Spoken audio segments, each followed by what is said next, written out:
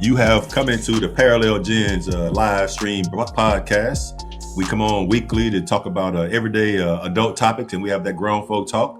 The only thing we ask that when you come in, just be respectful of everyone's comments and opinions because we all have them. We may not agree, but we can agree that we can share experiences and try to help someone out to help them do a little bit better, whatever they're going through. We talk about anything here, and we do demand respect, but we don't take any disrespect at all. Now, any disrespect, you get dropped. So, but we don't want to do that. We want you to stay around and have a good time. Make sure you go ahead and subscribe to our YouTube. They will put the address in the comments here pretty soon. You'll see that. Make sure you subscribe to that because when Legendary, he'll tell you about himself. But when he gets back, though, we're going live on YouTube. All right, brother. Yeah, just what Big Bro said. Y'all welcome in. This is episode 10. 10? Look at God. God good. Huh? You got to ram in the bush. Episode 10, man. It's crazy just to think like it genuinely feel like we just started. We're already on episode 10. That's pretty dope. But those of you who missed some of the episodes, all of them is posted up on the YouTube channel, Parallel Gens. All except one. One of them, I think it was episode 5 that kind of got messed up because, when TikTok went down for the 18 hours that it did. And so episode 5 is kind of gone. But other than that, though, listen, welcome in. We appreciate y'all showing y'all support every week. And without further ado, let's go ahead and get started. Oh, before we get started, shout out to Oz and Lee. We appreciate y'all on a consistent basis. And just what Big Bro said, I'm still in Korea, but it was T-minus 2 months, but now it's T-minus 1 month and some change. So I'll be coming home to the States here shortly. So excited about that. But without further ado, Big Bro, what we got? That's what's up. All right, we're going to jump into the topics. What we do is we go through topics, he and I discuss them. We share our opinions about them, and we beat them up a little bit and just discuss them. Oh, my goodness. Never mind. We discuss them, and then we'll let you ask questions at the end. If you have any questions, put them in the chat. And Lee and I, they will write them down, and then we'll answer them in the order that they will receive. So the first topic we're going to talk about tonight is how do we create a healthy relationship with an ex-boyfriend, ex-husband, ex-wife, anything like that. How do we create that relationship? What do we do to make sure that, especially if we have kids, what do we do to make sure we can have a cordial relationship? Whether you agree or disagree about why you're not together, that doesn't matter. But how can you have a healthy relationship for the kids? It's all about the kids. All right, brother. Yeah. So just so we can set our left and right limits so that there's no confusion. When we talk about this, we're talking about more so one, there's kids involved, and you was either in a relationship, obviously, or marriage when it comes to this aspect. We're not talking about, there's no kids involved. There's nothing that you two have together. You were just girlfriend and boyfriend and you just broke up. That's kind of different. But going along the lines of how to establish that relationship, first things first, right? Especially if you have kids, you have to understand like your personal feelings between you and the other party, the other mom or the other dad. Like you have to set that aside for the betterment of your child, right? First things first, you're adults. You should act accordingly.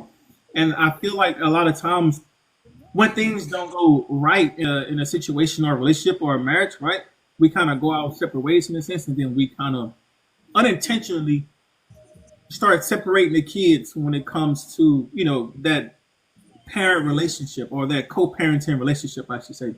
So here's my advice, right? And this is me just speaking from experience, all right? So my youngest son, he's currently 6.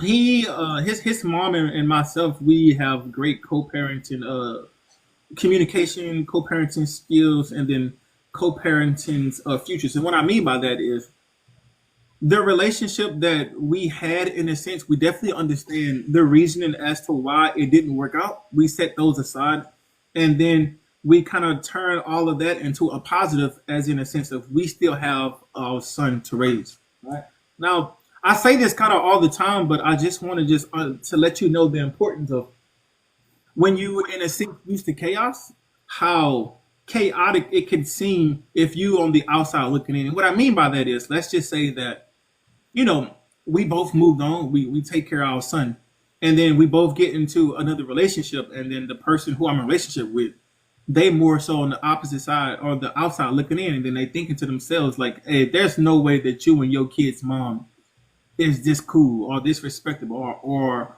on this side of the fence when, most of the time when you hear that the kid's mom and the kid's dad broke up, like it's always bad terms, or they always someone's holding the kid against them, and then there's always money involved, and it looks chaotic.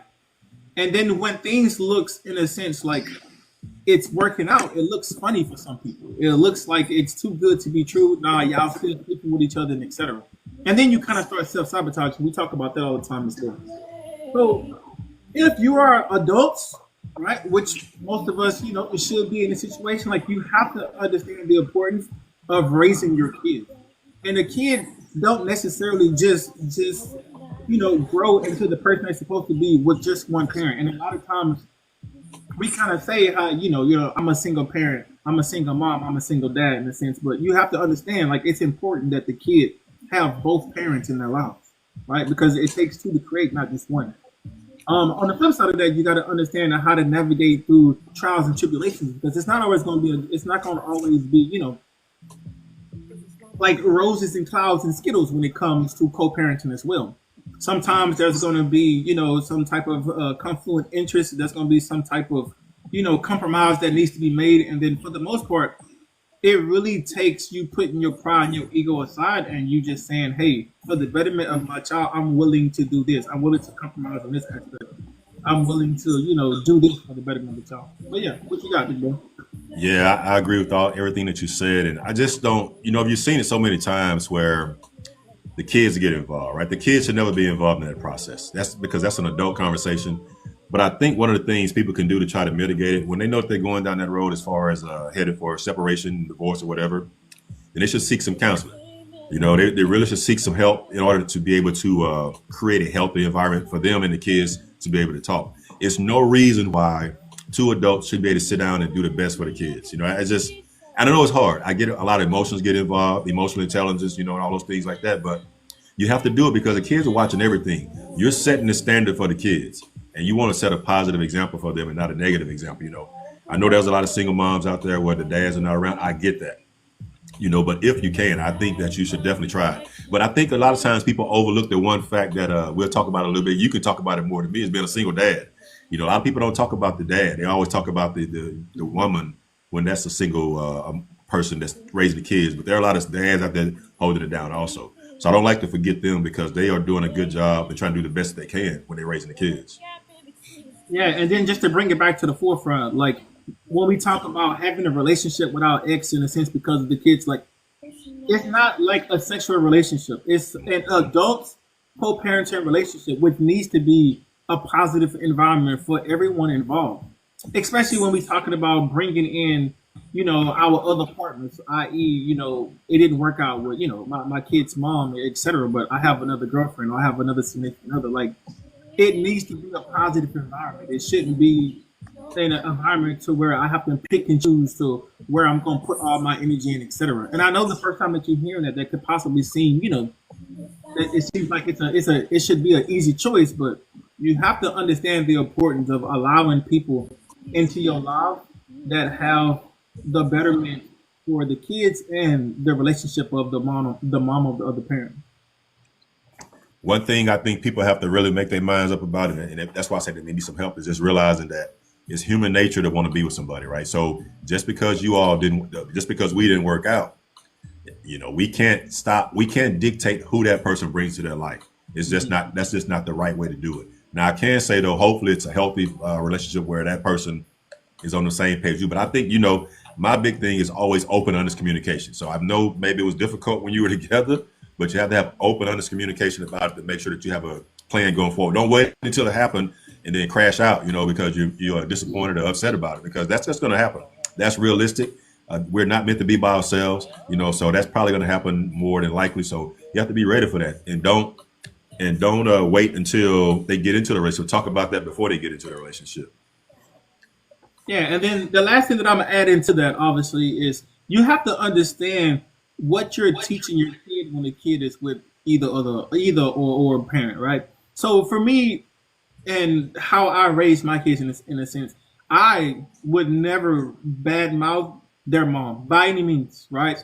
I don't want them to hear me talk about it in that sense. I don't want them to to be raised in an environment to where I'm always, talking down or negatively towards that mom. Listen, that's not my place. Even though we was in that relationship, we're not now, and that's something that I 1,000% would never do. I would never disrespect their mom, give them any type of misinterpretation for because of how we didn't work out. I'm gonna let them get their own perception, let them get their own views and opinions of their mom.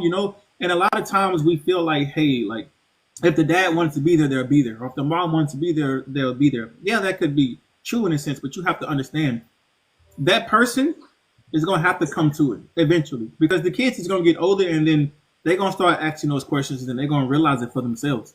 So if you in that situation to where, you always bad mouthing the other parent, you always talking negatively about the other parent, you have to understand the severity of what it is that you're putting in the kid's mind, and then they start believing that, and then as we all know, there's always two sides to a story.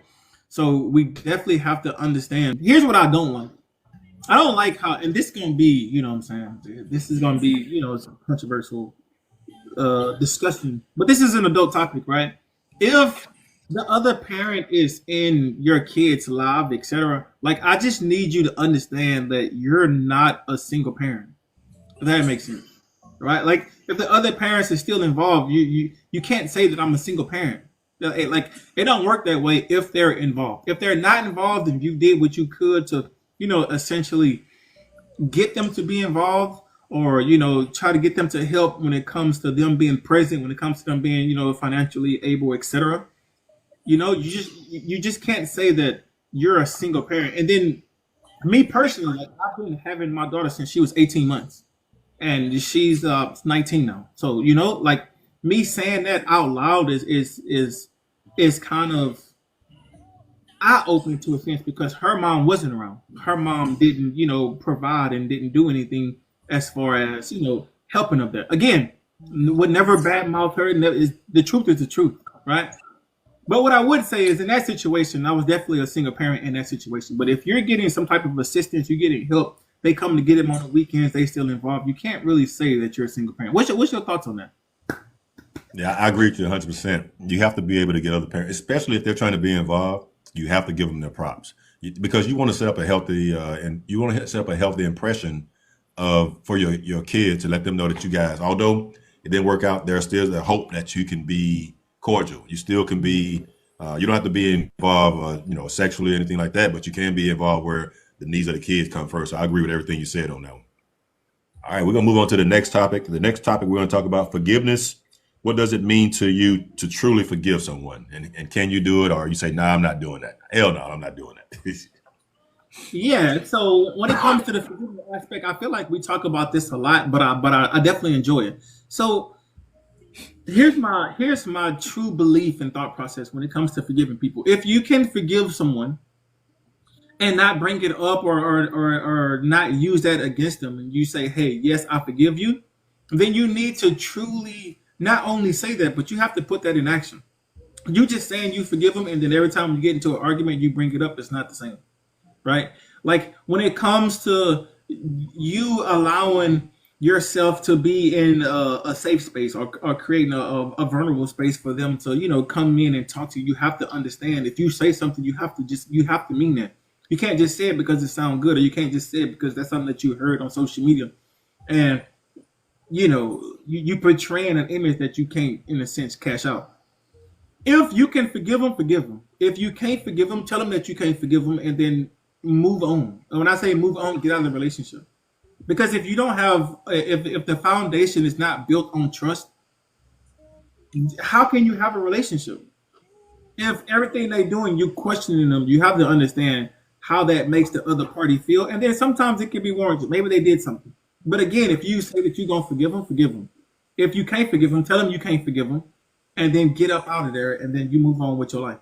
If you plan on staying there, and you say, "Hey, I forgive you, but it's going to take time," say that. And when they say take time, that means that you're doing things to show progress. Both of you are going to counseling. Both of you are going to talk to someone. Both of you are meeting up weekly to discuss whatever problems that you have, etc. It's something that you can progressively see that we're moving towards versus you just saying, yeah, I forgive you, but I'm gonna still need some time. Yeah, I think that forgiveness piece, man, it's very important because a lot of times when you don't forgive, you can't move forward. You're trapped. You're stuck in where you're at.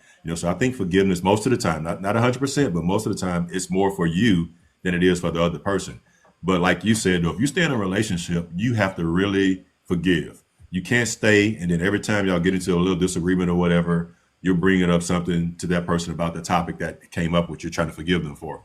If you're going to forgive, you have to forgive and move forward. You can't stay there because all it's going to do is undermine a relationship. And like you said, you might as well just leave then and then you can talk about it. It's nothing wrong with talking about that. Letting that person know that you're human, you're trying, but you were hurt though. You were really hurt by what happened, and you want to do better, but it's going to take some time. Now it can't take 3 years, 10 years, or whatever. You got to forgive them and move on at some point, or leave because that's a hard thing to hold over somebody's head. That every time something come up, you already always bringing up that topic. So when you forgive, you have to truly forgive and move on from it.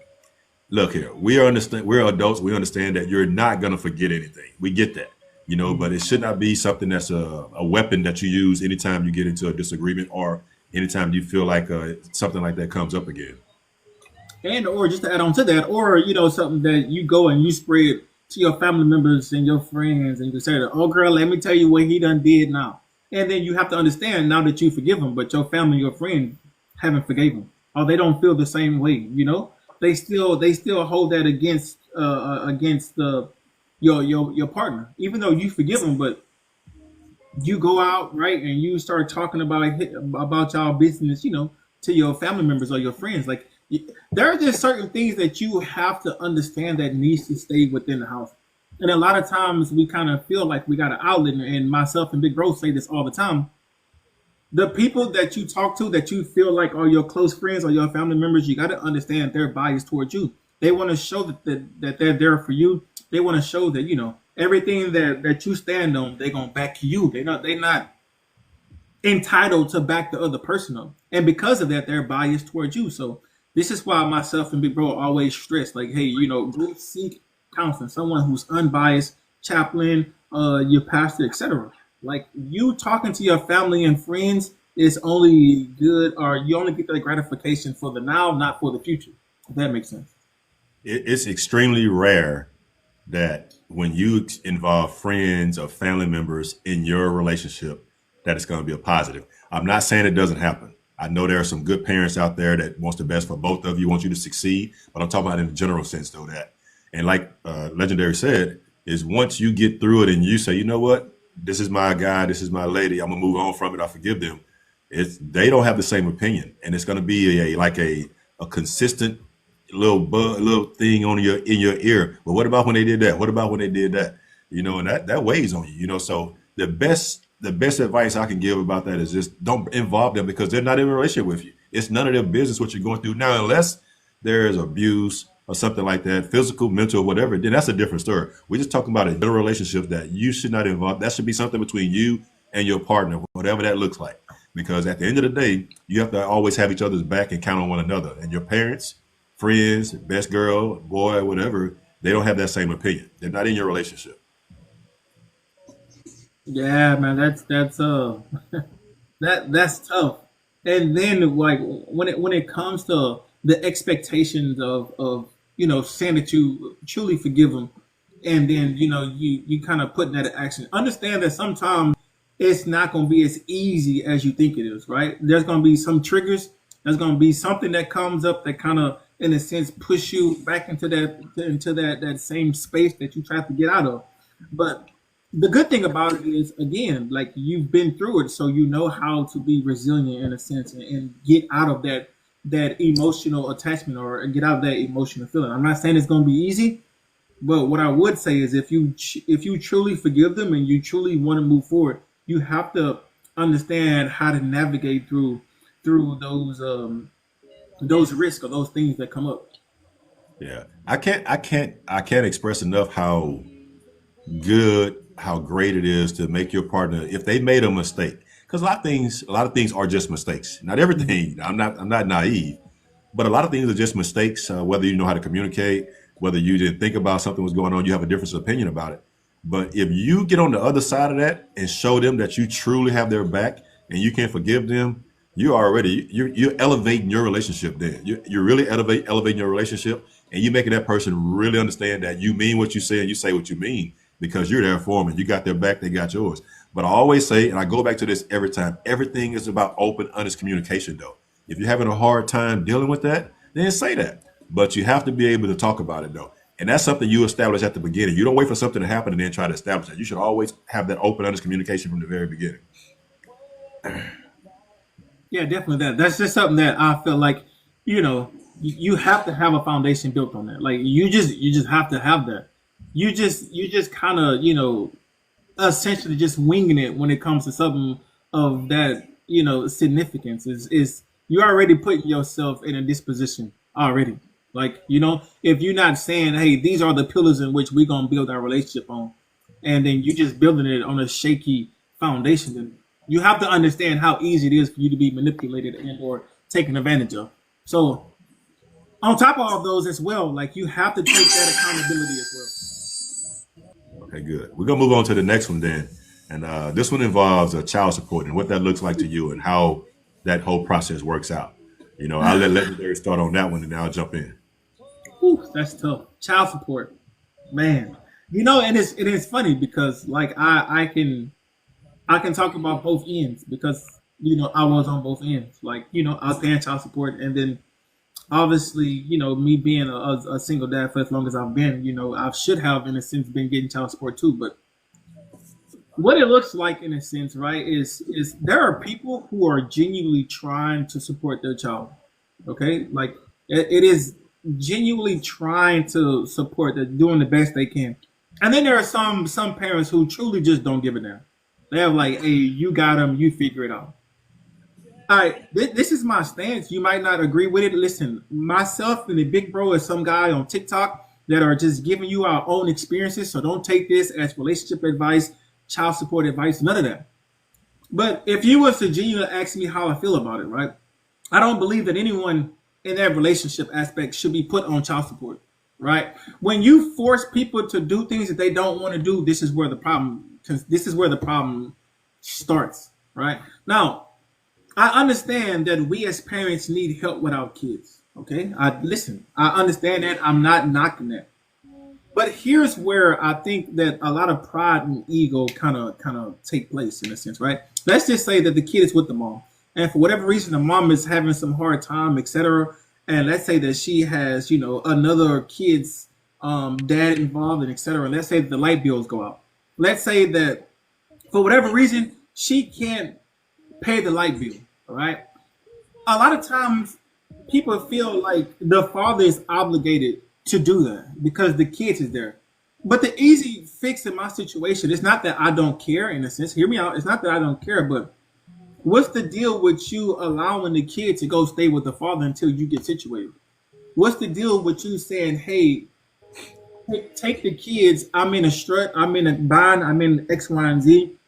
I feel like for right now, the kids would be better off with you. And that's the only problem that I have with that because even though they going through trials and tribulations and etc. For whatever reason, I don't understand why it's so hard for parents to say, hey, take the kids, I'm dealing with this, or take the kids, I'm dealing with that. And then on the flip side of that, I understand some people say like, hey, I tried that, but then the other party is like, hey, nah, I figure it out, or nah, I don't want the kids, etc.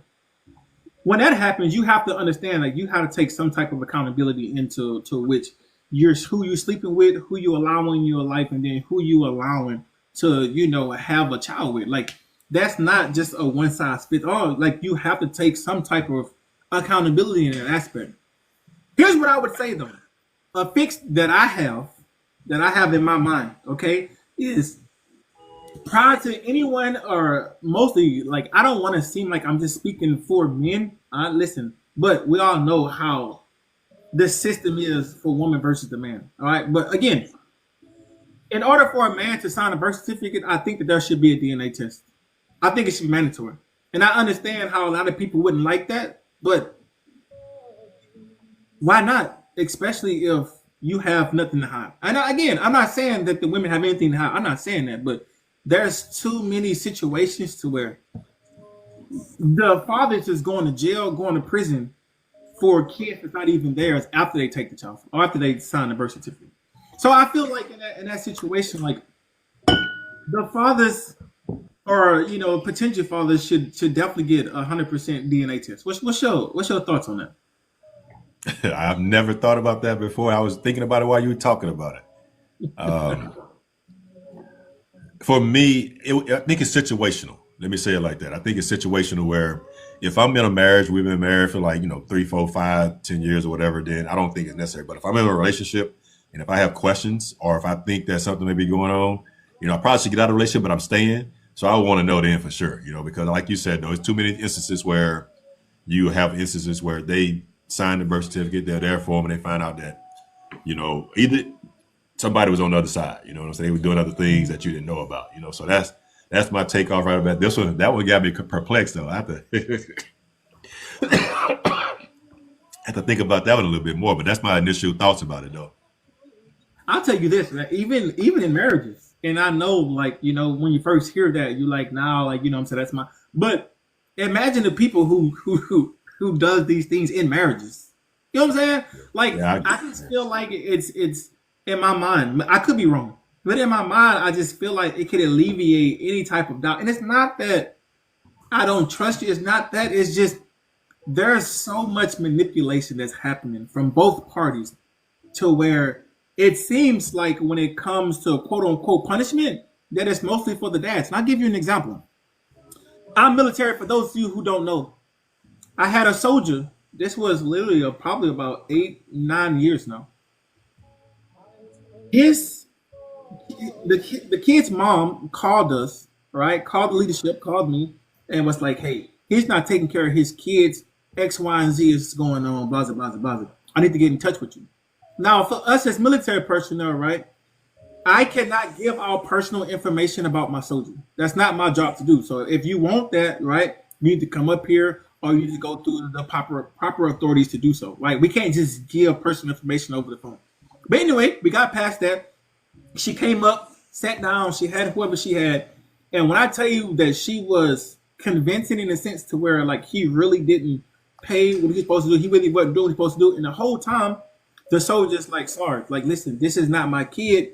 She was already pregnant, X, Y, and Z. Like, this happened prior to me. All I did was just sleep with her, etc. Right?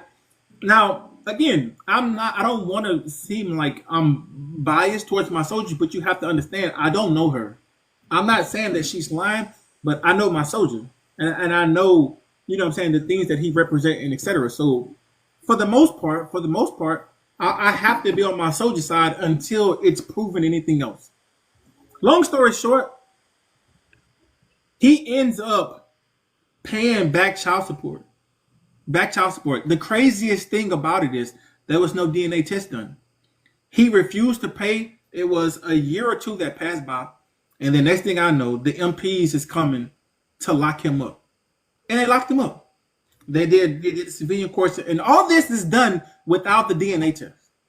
Okay. So there's like 6 to 8 months that passed by. This is time that he has away from the military. Obviously, that you're under contract, so he's not getting paid. All this stuff is happening. Like it just seems like things are just going downhill. We're going to court. They request with his attorney. They request a DNA test. Why DNA test didn't get done first? I don't understand that either. They request a DNA test. The test come back that he's not the father. All these things has happened already. And the test come back that he's not the father. And the crazy part about it is she blatantly said, "Oh, I knew that he wasn't the dad. He was just the good guy that I wanted to, quote unquote, represent for my son as a father." She got a slap on the wrist. This dude went to jail. This dude didn't get paid for 6 to 8 months.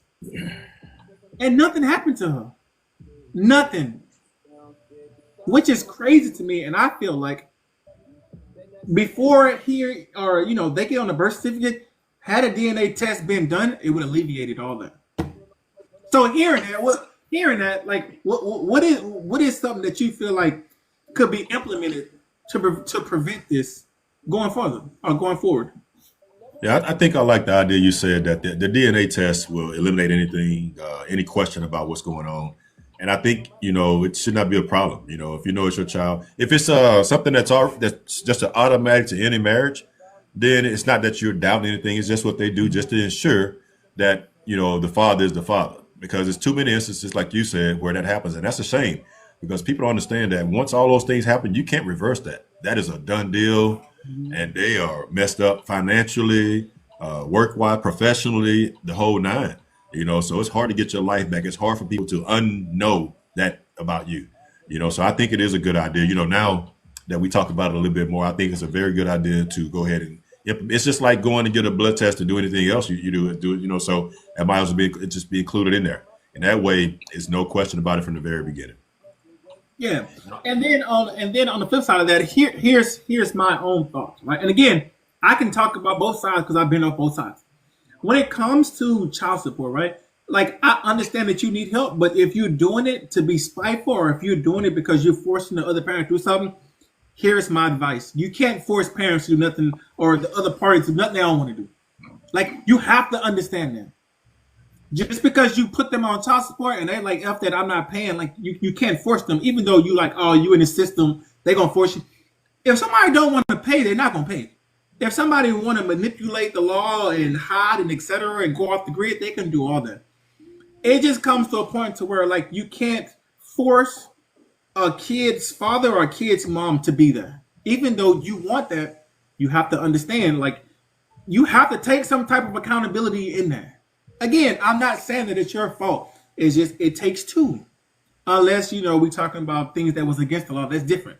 But if you both laid there and you both agree to that, like you have to understand, you can't just be like, oh, my kid's father or my kid's mom ain't X, Y, and Z, and they ain't this and they ain't that, and they deadbeats. They say, like, where was all this when y'all was together? Where was all this when y'all was doing the do? That's the only thing that in my mind, I just can't wrap. I can't, it's wrap. Again, outside of the verbal abuse and all the other abuses and then the things of underage, I understand that. That's different. But we talking about two parties that's willing to do X, Y, and Z. You have to take some type of accountability in there. You have to. Yeah, I think there's no question about it. I don't think child support should be necessary. I think you should always want the best for your child, no matter what it is.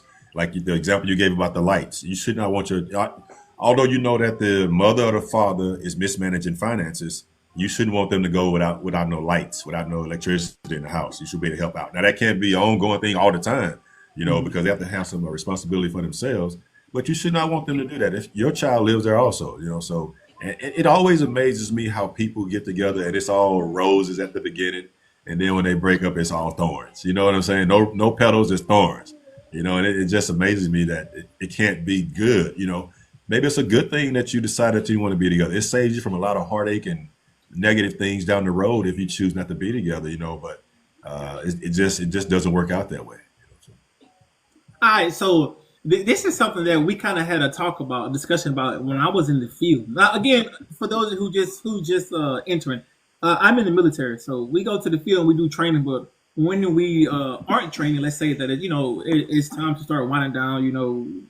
We have our adult conversations. We take the military stuff aside and we just have civilized conversations. And again, there's no judgment by any means, but that comes to a point to where it's like a lot of like we talk to our younger soldiers and we like, like, why are y'all scared of getting married? In a sense, like because I don't know if y'all know, but if you look at the notion of the younger generation, nobody wants to get married. So I kind of because I do have a podcast with the big bro, or we do actually talk on TikTok. I was just wondering, trying to get a different perception of it, and ask the question like, why are y'all scared of getting married? And all of them, in a sense, kind of came to the conclusion of we're not scared of getting married, we're scared of getting divorced. I'm like, well, what do you mean by that? And then it goes back to when I was an instructor, and they all said the same exact stuff. And I'm like, you can't make this up. And if you haven't heard me talk about it while I was an instructor, they're essentially saying that they saw their dad, they saw how their mom treated their dad. And then they saw how they was raised with their mom. I'm not saying that it's only, the mom. I'm not saying that, but y'all get the gist of it. And they saying how they hear how their mom treat their dad, how their mom act towards their dad, how they mom leverage the kids from their dad, and they see all of it. Like kids see stuff like that, and then what they with their dad, they never hear the dad talk bad about the mom. They don't hear the dad doing X, Y, and Z about the mom, and you can genuinely just tell like the dad is truly trying. There's always two sides to a story. So if you're trying to build this agenda per the other parent, your kids will see that eventually. Yeah. And because of that, though, getting back to why I asked the question is, they said that one, that they see how their dads get treated once they get a divorce, and then two, there's only one or two things that can happen. One, you can essentially live happily ever after, which is definitely worth the reward, or you will lose 50% of everything that you've accumulated throughout your lifetime. And the first time you hearing that, you don't think about it in that aspect. But when you genuinely see the pain and genuinely see the thing that the younger generation is going through, in a sense, you can understand why they feel the way they feel. And it's tough. And it's more so like, for us in the older generation, it's like, oh man, it's tradition. It's the promise that we making to our significant other and the promise we making before God. But to the younger generation, they don't see it like that. Yeah. They like, hey, it's 50-50, and that's not worth the risk. What's your thoughts on that? Yeah, hey, so I'll just be transparent. I'm doing that right now. And still, my son is 29 years old. I'm not doing child support, but they getting something. And it's part of that whole, that percentage that comes with it. And I just don't understand why. I think that whole system needs to be reworked if they're going to do it. It has to be reworked to make it fair. Because, it was based on things that happened back in the day where the mother typically stayed at home and took care of the kids. She didn't work. She didn't get a degree. She didn't do things like that. But that was a long, long, long time ago. So I just think that it needs to be reworked. And I think they need to look at it, or they need to abolish it.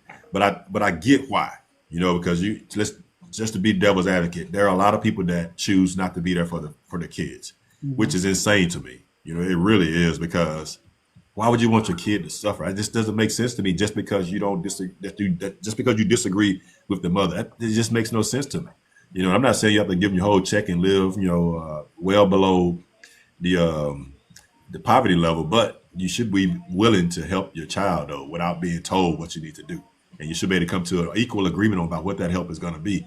And it doesn't have to always be the same amount either. It may be different things going on, because when they're like kids, when they're like 9 months to 4 or 5 years old, they're not in a lot of activities, going to child care center, doing those type of things. But when they start growing up and playing soccer and doing all those type of things, now you're talking about more money being involved in it. So you have to think about that. If I'm paying, let's just throw $250 a month, but then I use my daughter. She was in ballet. Ballet cost $400 or something a month. What is that $250 going to do for me? It's going to help, yes, but I still got to pay that. Plus, I got to feed them, got to clothe them, and all those things. So that's my take on it, though. And then just to go a little deeper. Now, again, this wasn't part of the plan we'll be talking about, but I remember the conversation so vividly, and I just want to get your thoughts on it. So it came to the opinion of like we started talking about child support, etc. And the question was asked in a sense, how do you feel about a woman who chooses to do something against your will? Now, obviously, we're talking about she's pregnant. She finds out she's pregnant, and then she tells the other parent's like, nah, I don't want the kid. Go X, Y, and Z. Again, I'm not trying to get banned, but you know what I'm saying. And then the mom, in a sense, says, nah, we keeping it. And then he says, well, if you keep it, it's going to be on you because we both didn't agree to this, even though they both laid down together. Yeah. And then when you hear soldiers in their thought process, here's the main one they bring up. They saying it's unfair that the woman has that whole choice solely on herself. And then on the flip side of that, the man don't have a choice about child support. And then when you hear that, like, again, I'm very open-minded. I'm not agreeing and or disagreeing. I'm just open-minded. So I like having different avenues of approach when it comes to certain situations. But when you hear it and you take a step back, okay, now it's more stuff like, I can kind of see what you're saying when you say that. Again, I'm not agreeing or disagreeing, but if a woman solely has the authority to accept and or deny that, then what's the flip side of a man having that same authority when it comes to child support? What's your thoughts on that? Yeah, that's rough, because it's several things I could talk about. But the first thing I'll discuss is that, mentally, we get off in a way, when a woman chooses to do that. When she does that, and then it's all done, said and done, that's something she carries with her for the rest of her life. And then us, we may have a little bit of that, but it's not the same thing. We're doing things that are it's going to impact her mentally, if not for it's going to be a long time, and maybe for the rest of her life. So I think it's her choice, but I still think that open, honest communication about it.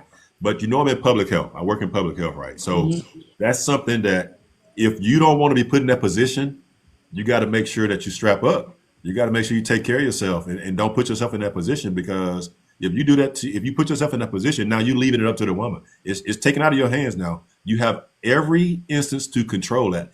And I think it's something you discuss at the beginning before you even engage in it. That, look here, are you taking things to prevent that? Yes, I am.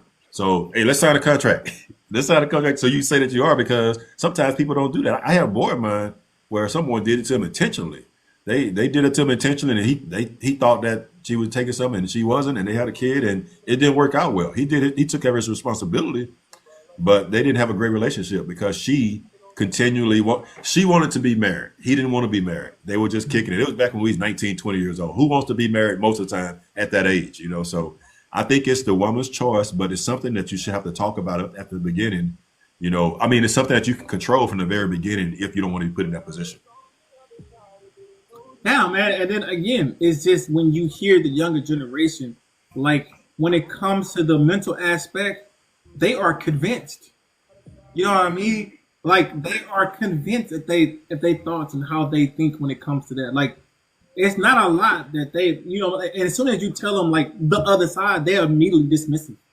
They're like, oh no, I've seen it for myself. I've seen my dad go through this.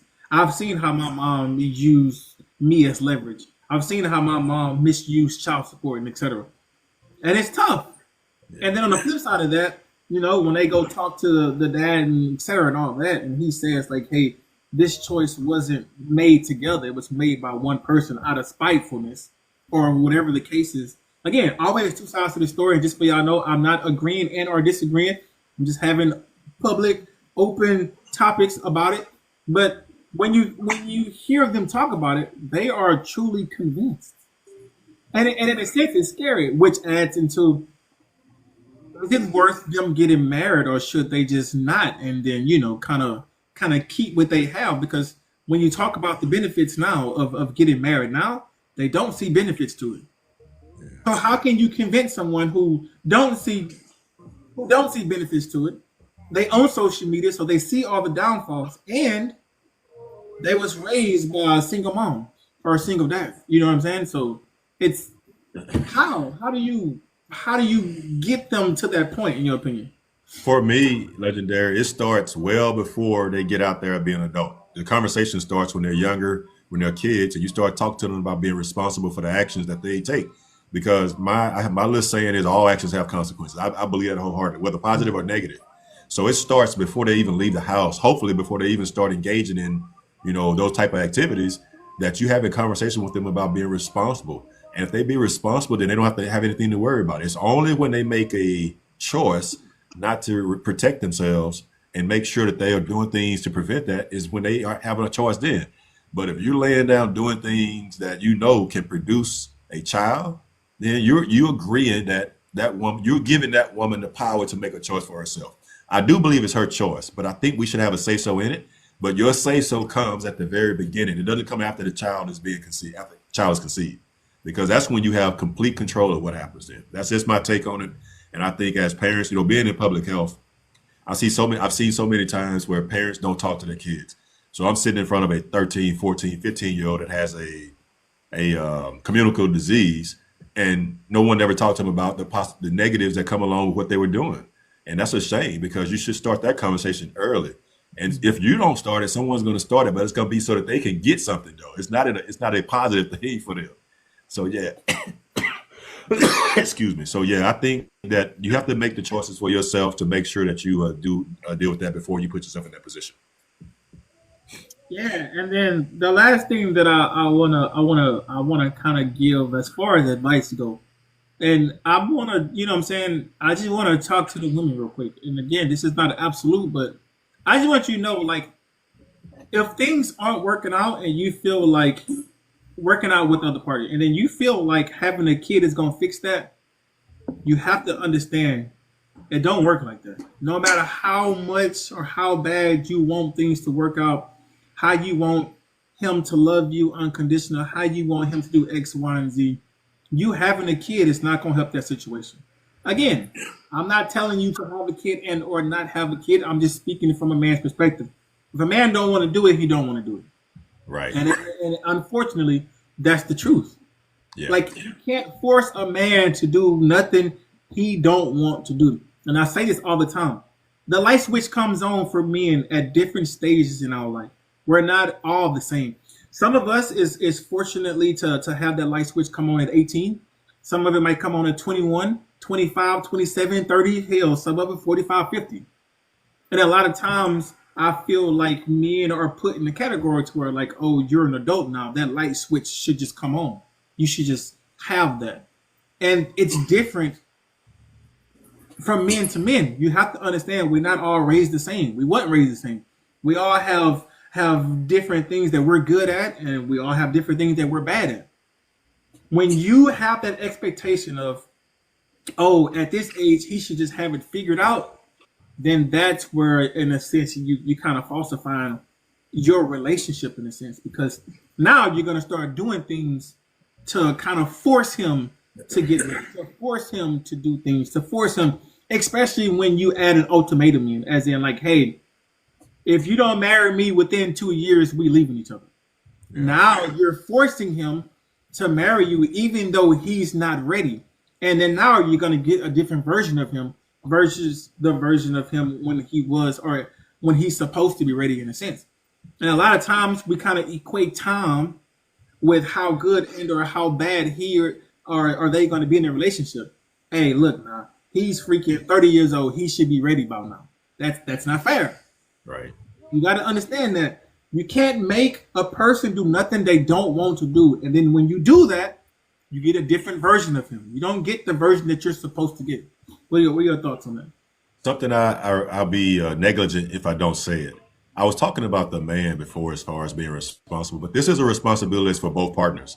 Because if you're allowing someone to enter you unprotected, you're saying that whoever you've been with, we do this Christmas tree type thing. We put 1, 2, right, 4, 10, right, whatever. If you choose not to protect yourself, you're saying that not only are you risking having a child, or being put in a position to talk about whether you're gonna have it or not, also you're being put in a position where if that person is doing things that you're unaware of, if they're careless with you, they're being careless for other people, and they don't care about bringing it back to you.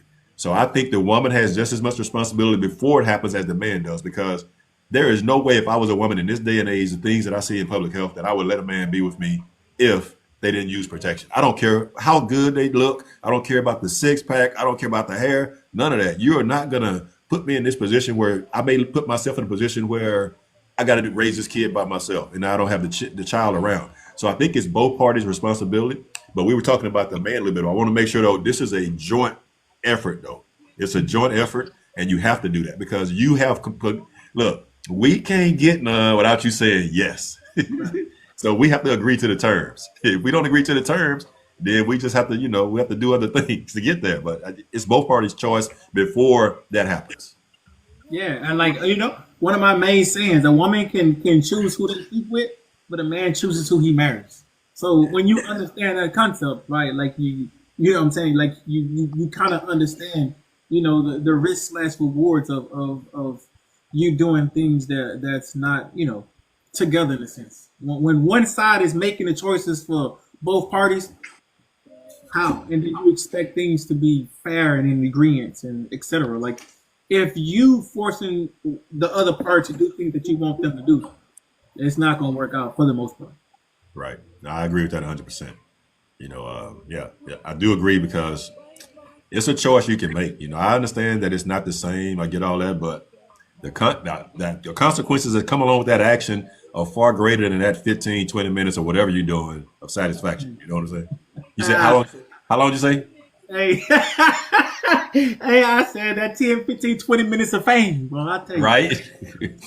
It has a whole lot of implication that comes along with it to make you be famous. My fact. No, it's true. All right. The last thing I want to hit on in the sense is, all right. Again, I just want the women in the chat to know. I don't. If I sound biased, I'm not trying to be biased. Okay. I'm a man, so I can only talk about yes minutes. You talk about minutes. Yes, minutes. Listen. Let me talk about this real quick, and then I'm gonna go back to it. Let me tell y'all something real quick. Because I wholeheartedly believe this. This is when we're talking about the sexual aspect. We're adults. We can talk about it. I just want y'all to know it is not a flex for a man to be in it and take his time and be in it for however long he want to be in it. Hear me out when I say this. Right? Listen, I'm not trying to switch the subject, but I just want y'all to know it is not a flex for a man to be able to control when he releases, etc. It's not a flex. If this dude can enjoy you for 45 minutes to an hour and a half to 2 hours to 3 hours and he still ain't get to the destination, bro, that is not a flex.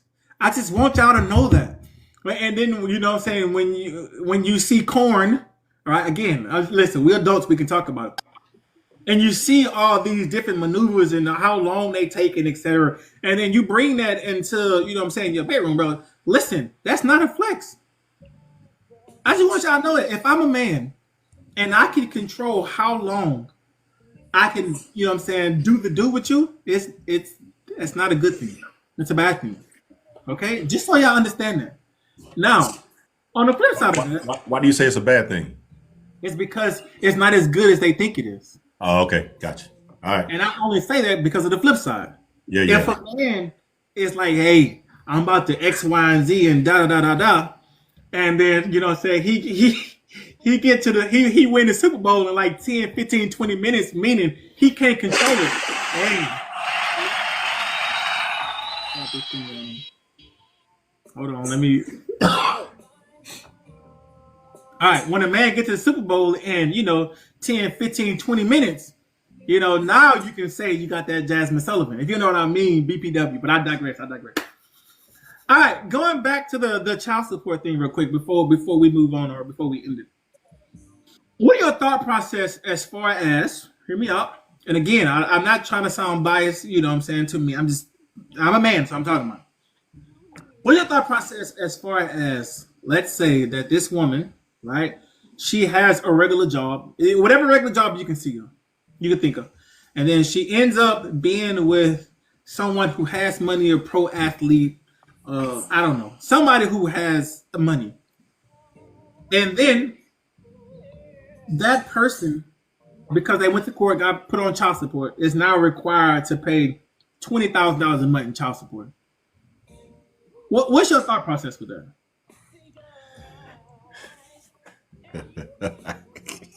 Yeah, man. Look, man. If and this is just my opinion, like you said, we just guys on TikTok sharing our opinion about things. I think that person, if the person is making that kind of money, they should do whatever they should have some say so in whatever they're doing to make sure their kid can live comfortably. I don't think it should be to make sure that the woman is living comfortably, being able to go through things she want to do. I think it should all be based on the child and what you're doing to help the kid and make their life better. Now, I am saying that I don't think it should be $250, $300 a month, because if you have it to make life better for your child, then you should be willing to do that. But it should not be something that's not something that person cannot achieve just because she chose to have a baby with it. And once again, I go back to, if you're that guy and you choose to go out there and be unprotected, then you're putting yourself in that position and the system is not fair towards you. So I don't think it has to be extraordinary amount. I do think it has to be something that makes life better for your child or children. That's tough, man. Listen, and I don't want to seem biased and etc. But in my mind, I don't see that.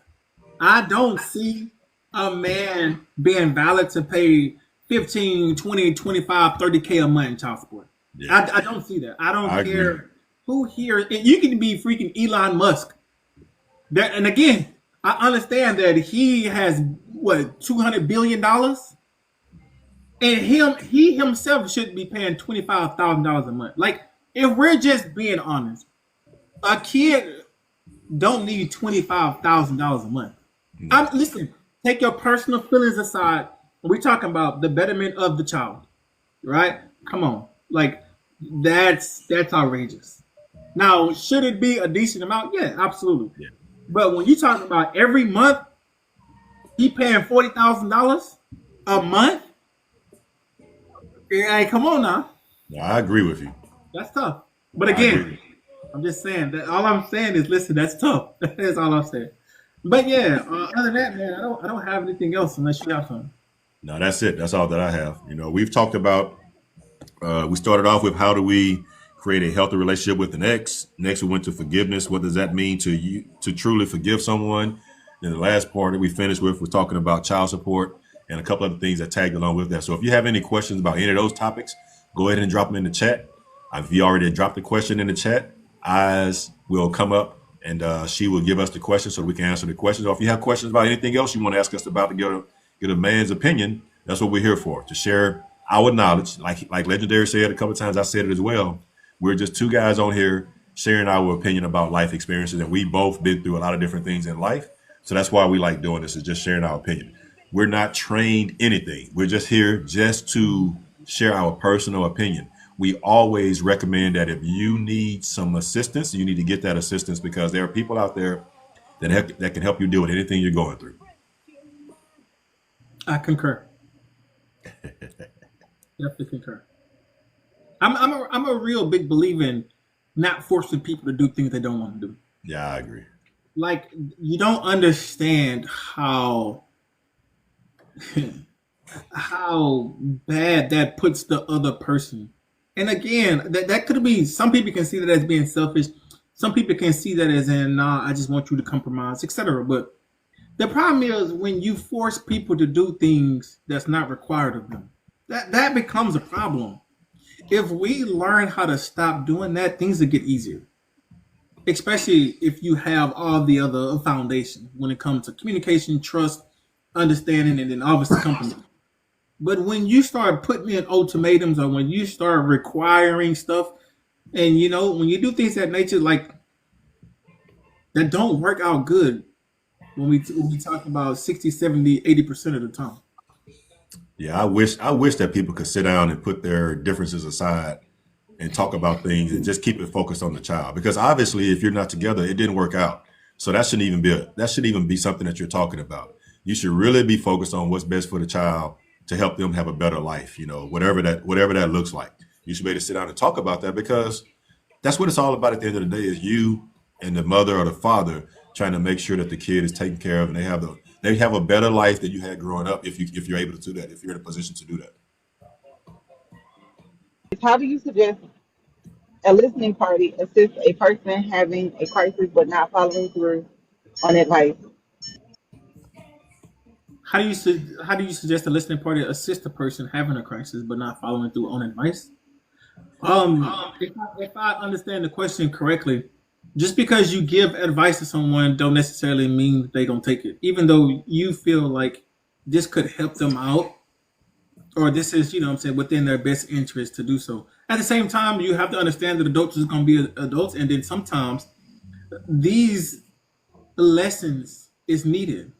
And when I say lessons, this is where experience comes from. So sometimes some people need to go through some bad times. Some people need to go through the worst. I don't want to say the worst thing that's going to happen, in order to gain experience, so that they know how to navigate through those things once a problem or a stumbling block like that presents itself again.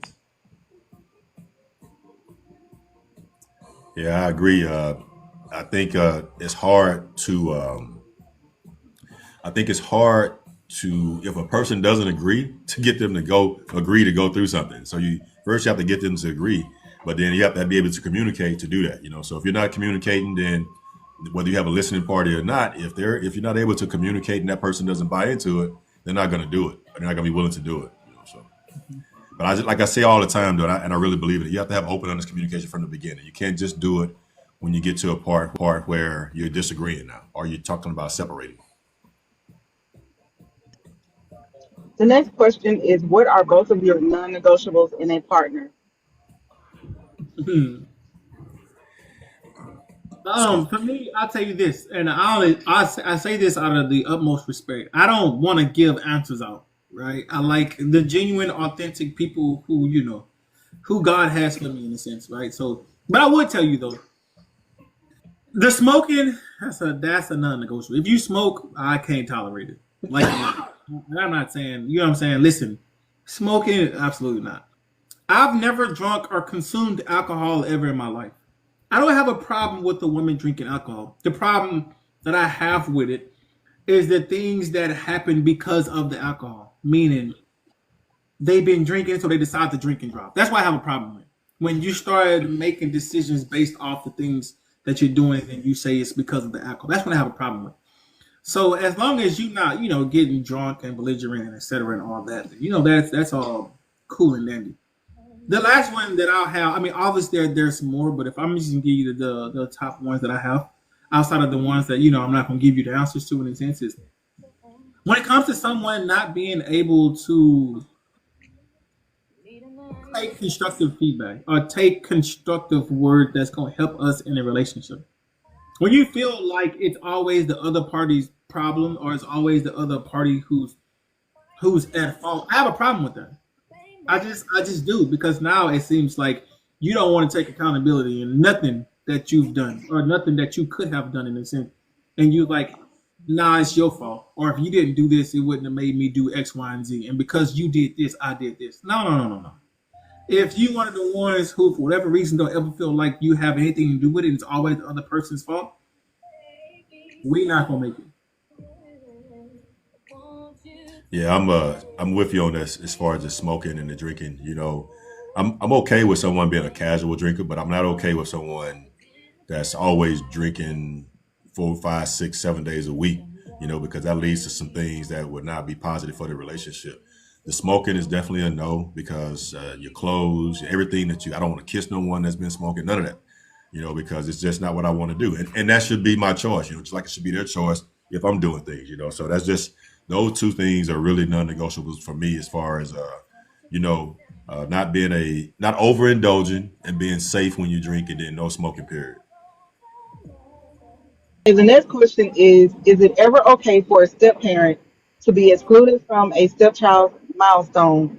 When and why? Is it ever okay for a step parent to be excluded from a stepchild's milestone? I mean, I don't. Let me start. I'll let you think about it a little bit. For me, if I met someone that has children, because of how I grew up in a household with a single mother, I'm not willing to meet the kids until I know that we're serious and thinking about being together long term. Because it's damaging to the kids if a woman is bringing multiple men into their lives and no one is trying to be there as a parent. But you did ask about step parents, so I would say this: if I'm with someone and I've gotten to know the kids and they come to me for things, yes. But if we first get there, then no, it's a situational thing. It's situational. It's no one answer fits all. But I just think it just takes time, because you have to realize if you're meeting a young man, for instance, that's like 12 or 13 years old, he may already be looking at the man in a different way because it's his mother. And normally the young man is going to look out for his mom, may not even trust you. So I think you have to come in.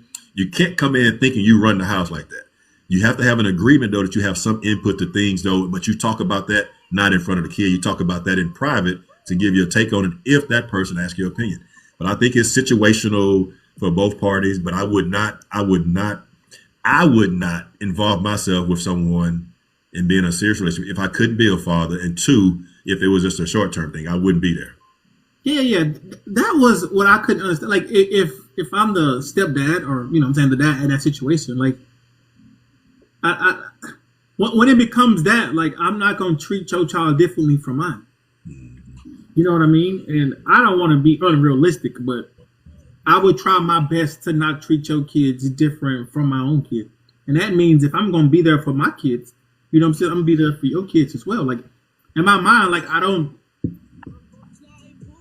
understand, but I don't understand that in a sense because, bro, if I say, hey, I'm going to take that role, like, I'm going to be there.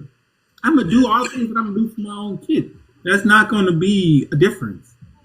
If the other parent have a problem with that and etc., then that's just something they have to work on out of respect. You know what I'm saying? Like, that's something they have to work on. Just because you don't agree that I should go to somebody's basketball or the child's basketball game because I'm not, quote unquote, the person who made them, but I'm in their life and I'm showing them what right looks like, or I'm showing them outside of even what right looks like, I'm showing them what love looks like and feel like. I'm going to be there. Yeah. It should not be a difference. Yeah, if you have a problem with that, you know what I'm saying? You could sit way over there. I don't care. But they asked me to come. Or they may not be the right person, Legendary. You know what I'm saying? Because if I can't be a father, why would I want to be in a household where I have to be less than what my position dictates I be? That just wouldn't make sense to me. Yeah. And when I say that, that means going to those functions, whether you like them or not. Some boys may not play basketball or football. They may be a dancer. You're there supporting that young man when he's dancing. Or if a girl is playing, you know, if she's playing flag football, for instance, you're there supporting her 100%. So if someone that I'm serious about says that I can't be a father, it's hard because that's all I know. You know, I want to be there for them. I want to be that person.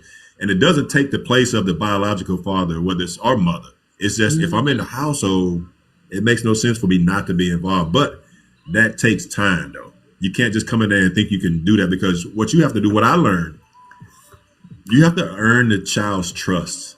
And if you don't earn their trust, it's a losing battle. You'll always be having difficult discussions. They will not trust you. So you have to earn their trust because that's how I got messed up with the trust thing, just watching things going on in my household and other people that I looked up to.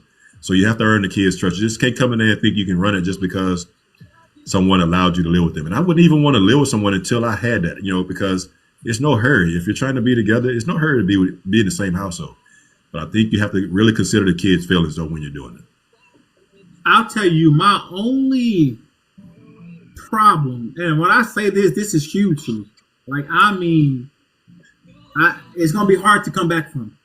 If we get into an argument or a disagreement, and it's about how, you know what I'm saying, I'm disciplining the children or how, you know, etc. about the kids. Again, I want to be fair. If I'm going to do the one, I'm going to do to all of them. But when it comes to it where it's like, you know, it's time for me to discipline the child or do something like that, and you're like, oh, you're not going to do my child like that. Oh, shit, we got problems now.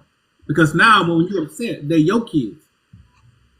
That's where the problem, that's where it's going to be like, all right, you know what I'm saying? I don't want that. Once you start splitting the household for your own self-gratification because you want to stop X, Y, and Z from, because you got to understand, for the most part, parents is not going to do things just because they want to do it, in a sense. Meaning, if it's bad, let's just say that I see my son go outside and he cursing out the mail lady for whatever reason, and it's not justified. It's not going to ever be justified in my eyes, but it's not justified. I'm going to give my son hot buns. If your child go out there and do the same thing, I'm going to give them hot buns. And if you come in and you be like, oh, you're not going to whoop my child for saying that, or you're not going to whoop my child for X, Y, and Z, that's definitely going to be a problem. Because I don't really see how we can be equally yoked in that sense when now they're your child when it benefits you or when it's in a situation like that. Right. Do you agree that that's a conversation should happen at the beginning before you even consider moving in with the person? Yeah, absolutely. Absolutely. That should be a true, honest, open communication. You know what I'm saying? Right. Absolutely. And then my biggest thing is because I do give kids hot buns. You know what I'm saying? So, like, listen, I want to be fair across the board.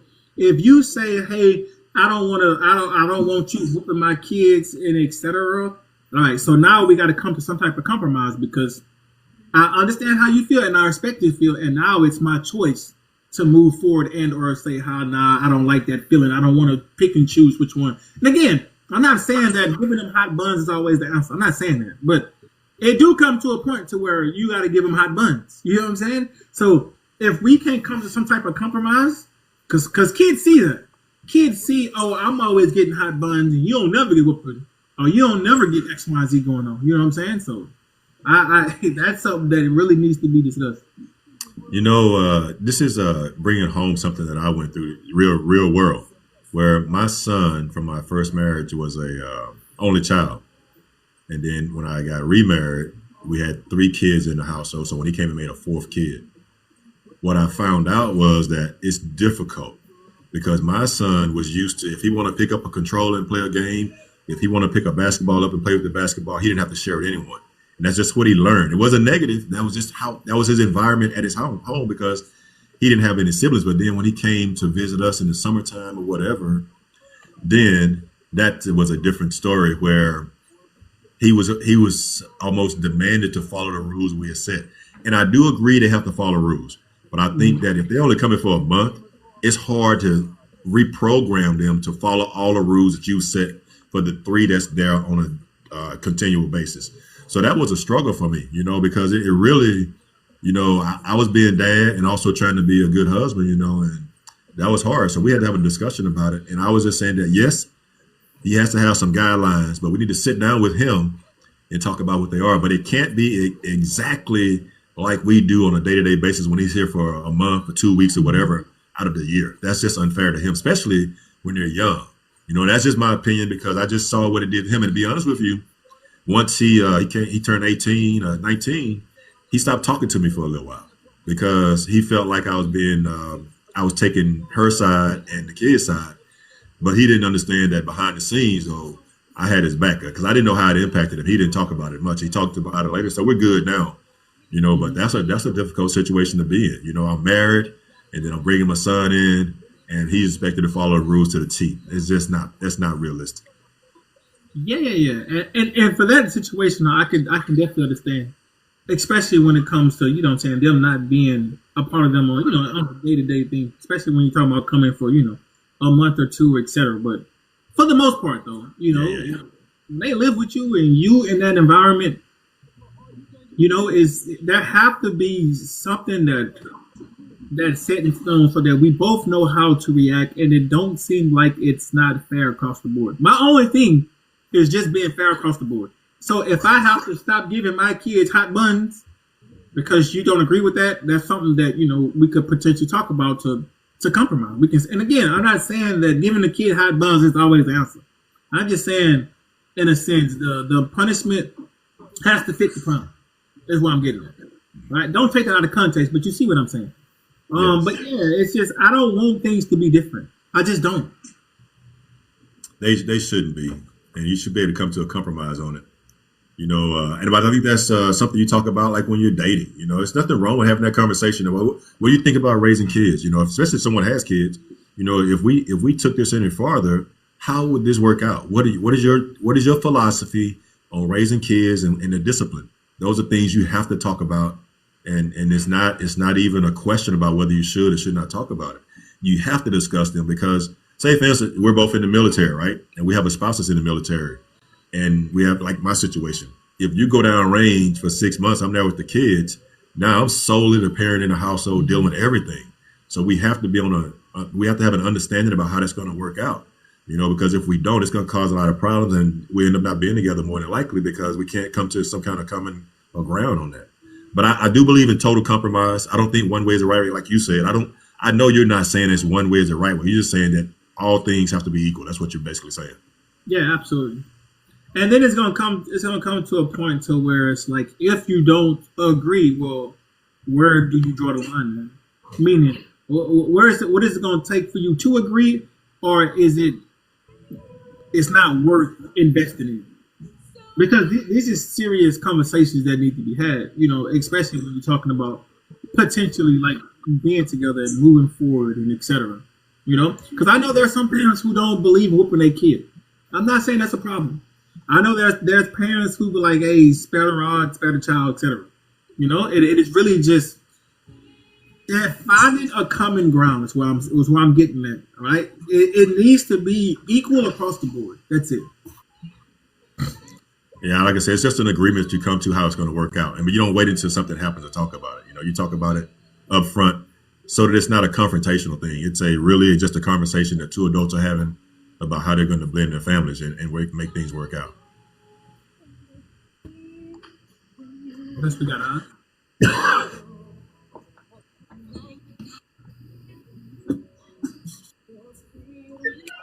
We don't have any additional questions at the moment.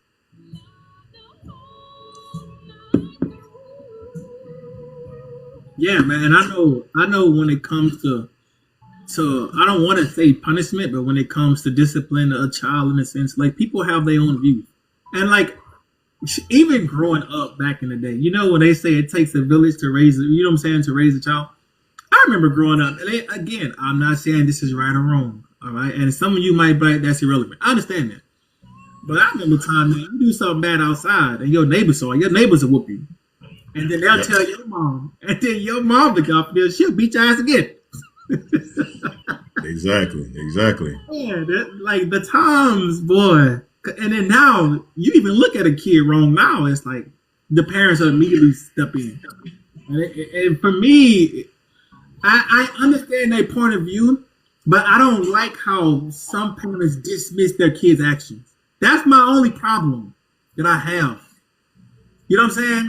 Like when you feel like your kid, for whatever reason, he or she didn't deserve X, Y, and Z, even though they did what they did. If you just consistently be like, you know, oh, no, she didn't mean it like that, or she didn't do it, but she's consistently doing it, all right, well, we got a problem, though. So again, there has to be some type of compromise. We have one last question. It says, kindly explain the difference between disciplining a child and beating a child.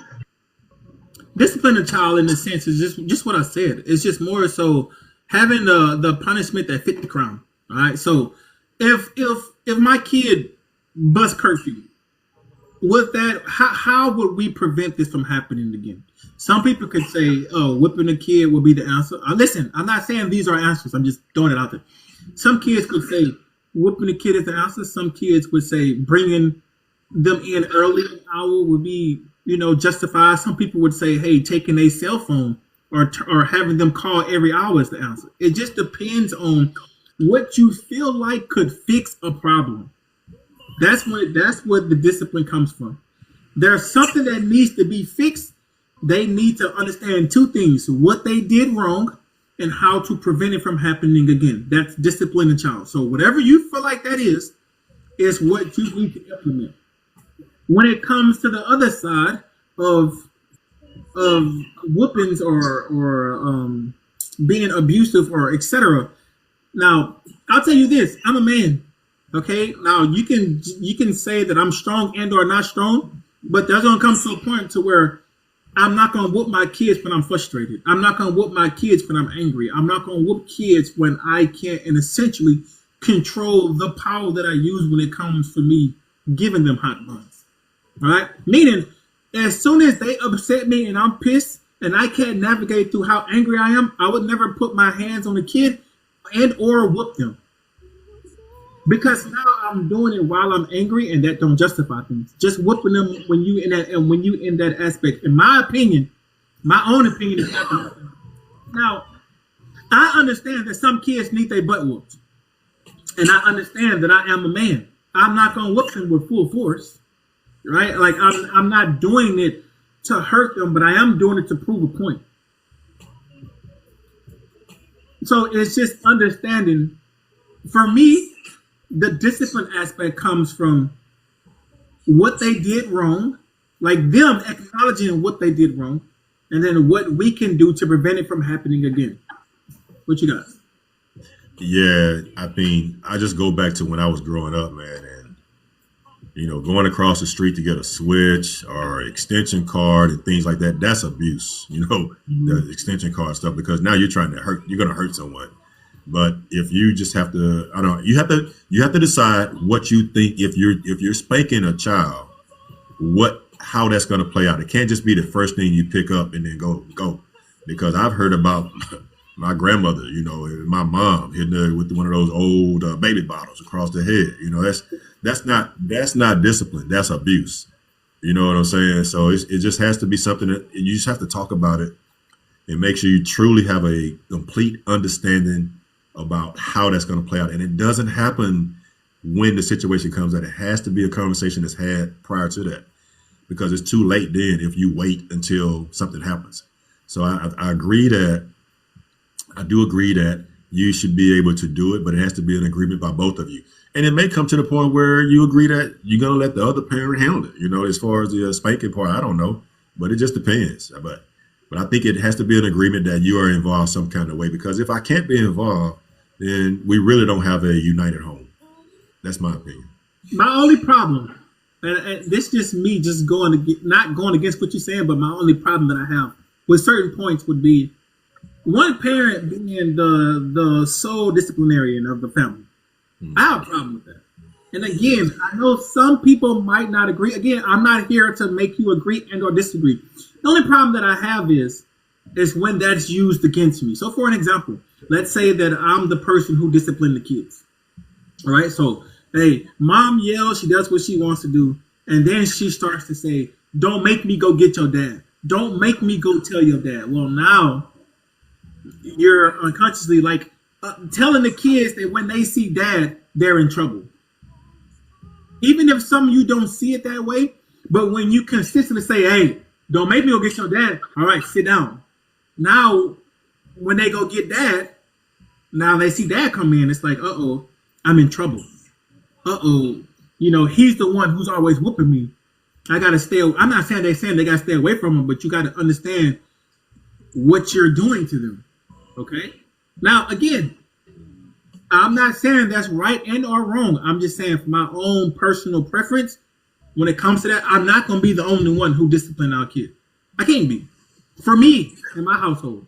I'm not talking about nobody else's household, because I don't want the kids to look at me as the person who's going to always, when they see me, there's always in trouble. Oh, when they see me, oh man, he coming to do X, Y, and Z, because I'm the sole parent doing it. No, I agree with that. It has to be something that you've agreed to up front, and you shouldn't always have one parent being the sole disciplinary person in the household. And discipline comes in many forms. It's not just all about the high buns, It could be taking the phone, it could be taking the computer, it could be taking the controller or whatever, taking the gaming system, or they can't go out to parties or whatever. But it's something that you're trying to get your child's attention to make sure you can correct the behavior. That's facts. And then for the most part, though, the good thing about being dad, and it's no knock to moms, but moms, they repeat themselves a lot. I'm not saying dads don't either, but dads got the voice. Hey. All right. You know what I'm saying? That just get them. Especially when you 260 and you 6'3". Like, hold on now. Because a lot of times I didn't really have to whoop my kids like that, My voice wasn't up. Yeah. And it's not like, they were scared of me. It's not like, they was terrified of me. They were just like, nah, dad ain't gonna play that. So chill, Right. And the good thing about it is sometimes, just my voice alone would stuff like that. And I know a lot of y'all trying to be funny because my voice not as deep, but when you add in everything that I said, it's a different look. Those of you who know me on TikTok, you just see this nice, vibrant soft. There's no reason for me to be hard. There's no reason for me to curse and act all hard and do all these things. But if you was in the military, you would see a different version of me. When it's time for me to be that person, I have zero problems doing that. Some of you not gonna believe it until you on that side. Then I gotta put paper on shit. You know what I'm saying? Yeah. That's all I have. I'm good. We don't have any more questions. Okay. Well, if y'all don't have any other questions, listen, as always, we appreciate y'all for coming in, showing out, interacting with us, listening to us, and then obviously, being acceptance of a man's perspective in a sense. Again, these aren't absolutes. We just want to just make sure that you understand that, all right? This is not financial advice or parenting advice or relationship advice, etc. This is just us just giving you our opinions or whatnot. With that being said, if you haven't followed myself, if you haven't followed the big bro Mike G or Oz and or Lee, please go ahead and follow us. If you haven't heard any of the other topics or podcasts that we did, it's on YouTube. Parallel Gens. Gens is GENZ. Just go ahead and YouTube it. Subscribe to the channel. Like, we post every week. So anything that you miss should essentially be up there. All right. Other than that, though, that's all I got, big bro. Hey, well, thank you all for spending your Friday afternoon with us. We realize that time is important, but we also realize that, we have to come here and be genuine with you and share our opinions. We thank you for coming through. We thank Eyes and Lee for always being in the background, making sure we stay on track, keeping us in line. And with that being said, one love to everybody. Y'all have a great and an amazing weekend. Don't do nothing crazy, and be the reason someone smiles. Y'all be safe.